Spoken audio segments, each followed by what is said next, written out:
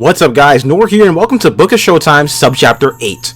As always, if you have a topic you'd like me to cover for Book of Showtime, be sure to leave it in the comment section down below, or anyway you can reach me on social media or the Book of Showtime Discord.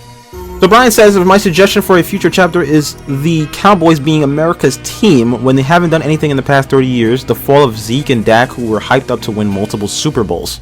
I find it weird that the Cowboys are considered America's team despite being one of the most hated franchises in all of sports, and I did some research. This is apparently a term that was coined way back in the late 70s because the Cowboys got a lot of press. They're probably a hated franchise mostly because of their owner and because of their fan base. You know, their fans say every year is their year, and for a while now it has not been their year. But it's also good to have that one franchise in every sport that everyone hates. So with football you got the Cowboys, and baseball you got the Yankees, so on and so forth. As for Ezekiel Elliott's downfall, that's just how most running backs are built. It's very rare that you'll see a good running back have a very long prime or peak, and even less so it seems these days. I don't think, and look, this might be the hottest of takes. This might be the hottest take I've ever done on this channel, but I don't think a lot of the notable running backs of the last 10 years or so are making the Hall of Fame. I really don't. Christian McCaffrey and Derrick Henry off the top of my head have good chances, especially if CMC gets MVP this season. And you know, if they stay on pace, if those guys are consistent and healthy, put up 2 or 3 more great seasons. But everybody else, we'll just have to wait and see.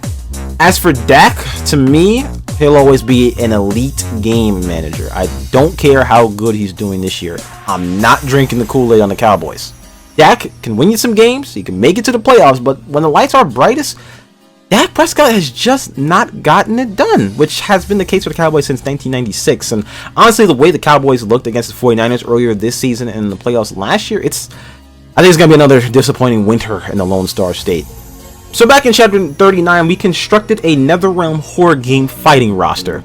There's a couple of characters that just didn't make the cut, and that's Carrie White and Senua. Carrie, she didn't make the cut because, and in most cases, I came up with the idea too late in production to cut and drop in the VO, and please don't get mad, I actually haven't seen the movie yet.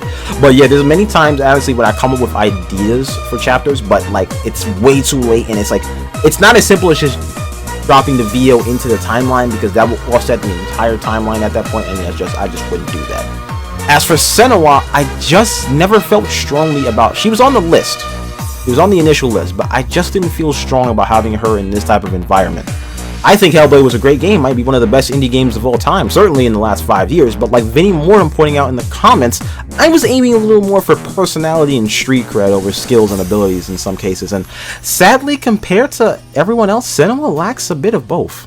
Staying with this chapter, some of you keen-eyed watchers might have noticed that for some of the characters, the debuts I listed were from the novels and not the movies. However, when it came to the case of RJ McReady, I used the movie and not the book.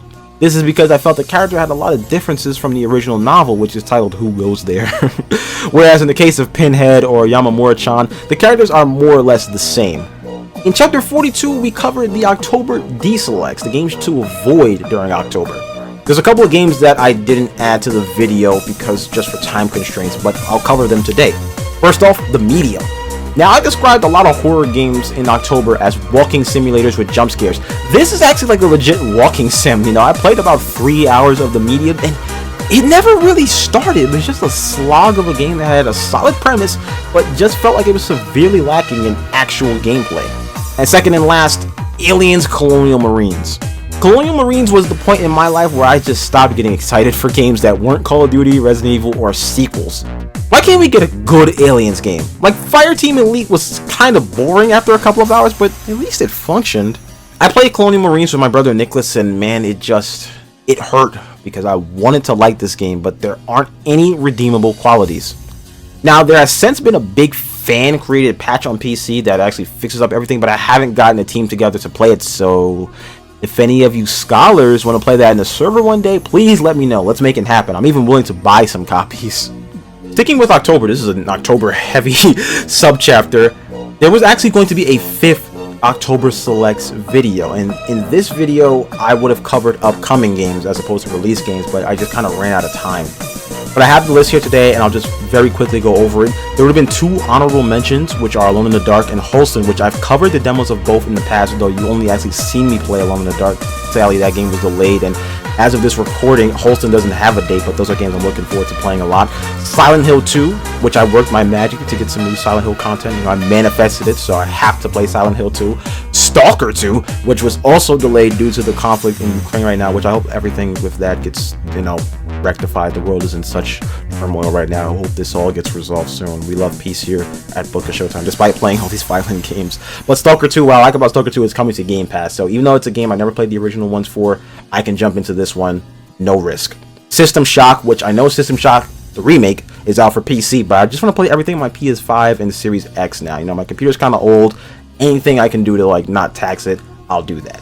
And finally, Killing Floor 3, which we covered Killing Floor 2 in the final part of the selects, and you guys know I love my zombie games. And I've said before, Killing Floor 2 is just on the list of games that everybody should just own, more as an asset to play with friends than anything else.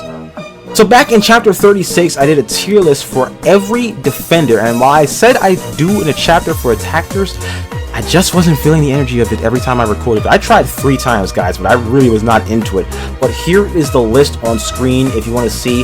The differences is that there's no F or D tier, as I feel all of these attackers, even the shield ones, have a place. Now you might be asking, why are Blitz and Monty C tier and Clash was F tier? It's because I feel the survivability and utility Blitz and Monty have is much stronger than Clash's.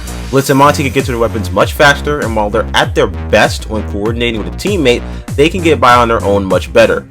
By the way, this is before the shield rework goes live, so who knows for sure, but I think what I said today will stand a year from now. So guys, real quick, let's actually go over my top 7 most anticipated games for 2024. Number 7, Final Fantasy Rebirth, which I didn't think I would enjoy Final Fantasy VII Remake as much as I did, but for most of 2020, it was my game of the year. I loved everything about it, and I'm looking forward to continuing the story. Number 6, Alone in the Dark. You know, we spoke plenty about this, so I'm just going to move on. Number 5, Dragon's Dogma 2. You know, my brother Nick is a huge Dragon's Dogma fan, and I'm really disappointed I haven't played the original. But this game coming up, it looks fantastic. Capcom has been on a hot streak, and Dragon's Dogma 2 just looks to be one of the early Game of the Year candidates, man. Number 4, Princess Peach Showtime. Come on, guys. Showtime is in the name. I'm obligated to give this game a try. Now, all jokes aside, though, I am genuinely interested in the game. It looks really fun and really different. You know, we haven't had a Peach game on console yet, so I expect this to be a standout hit in Nintendo's library. Number 3, Warhammer 40k Space Marines 2. First things first, Warhammer is really cool. Second, I played the original Space Marine a couple of years ago, and man, it was a great game. I'm actually a little upset that I missed out on a sleeper hit all these years. It rocks, and to see a sequel after all these years was really cool. You know, Warhammer is popping right now, man. Number 2, Luigi's Mansion 2 HD. It's no secret I'm a huge Luigi's Mansion fan. We spoke a ton about Luigi's Mansion last quarter, and the second game finally being freed of its 2DS shackles and getting a port to the Switch in the summer, you know, I'm ecstatic. I hated using the 2DS, alright? I'll be honest, I kind of hated using that thing. So seeing games ported off of there is just really cool. And we get Project Zone next. And number 1, The Wolf Among Us 2. I never thought we'd get another game in the Fables universe. I loved The Wolf Among Us. It's my favorite Telltale game. And to just see Big B back in action, that's just awesome. So surreal. I also asked the community what they were looking forward to this year. Not just games, but movies too. Vinny says, for movies, it's gotta be Nosferatu by Robert Eggers. I hope I'm saying that right. I'm so excited for that, and for games, I'm still waiting for Read Only Memories Neurodriver to come out. It should be out this year. I adored 2064, and I've been looking forward to this new one ever since I finished the first game. I've actually got a bit of interest in that Nosferatu film, because I thought The Lighthouse, also by Robert E., was an amazing film. Very trippy, and I had COVID while I was watching it, so that was just... Like, it was a very sickly movie, and I was sick watching it, you know, so that was an experience. Amy Starlight says, games for me are Slitherhead and probably Princess Peach Showtime. Info on Slitherhead has been so slow the last few years, though. Movies so far are Love Lies Bleeding and Sonic 3. Like I just mentioned, I'm also looking forward to Princess Peach, and Sonic 3 might be the only movie next year that is like a lock to bang. I was looking at all the movies coming out next year, and a lot of movies I have interest in, but it's like, I'm just, you know, I'm very skeptical going in to see them. But Sonic 3, the first 2 movies have been fantastic. I think Sonic 3 is going to be amazing. And before we end this video, I want to take a look at this comment that Entity left on part 1 of the October Selects. They said going up against The Undertaker in SmackDown vs. Raw 2011's Road to WrestleMania story mode always messed with me. Really, all of Undertaker's stories throughout the SVR games were creepy. I'm glad I'm not the only one who was terrified playing that chapter in Road to WrestleMania. The Undertaker horrified me as a child, and I brought into his gimmick so hard. Speaking of Entity, in Chapter 50, I mentioned ATWE being my favorite piece of content that I've ever been a part of, and I failed to mention how much Entity was a major part of that. I apologize profusely for this error on my end. Entity is the embodiment of altruism, always helping and supporting others from ATWE to FTI, and now supporting us here at Book of Showtime since the beginning. He's like a Kiwi Dr. Dre, just a tremendous human being. Also got me the goat skin in Fortnite, so thanks for all the wonderful work you did on ATWE, FTI, and for supporting my channel. Alright guys, thank you so much for watching this video. Inshallah, I will see you in the next chapter.